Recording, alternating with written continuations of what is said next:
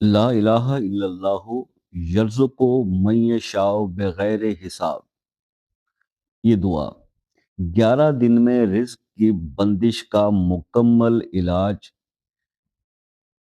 اس وظیفے کے ذریعے ممکن ہے. تو یہ مکمل علاج کے لیے یہ وظیفہ ہے.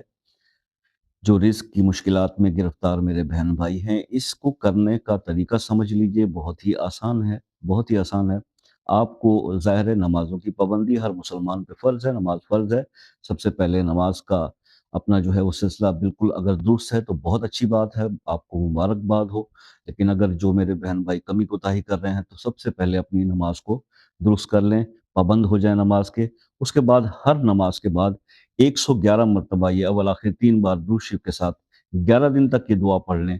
انشاءاللہ آپ کی رزق کی جو بھی رکاوٹ ہے، تنگی ہے، پریشانی ہے،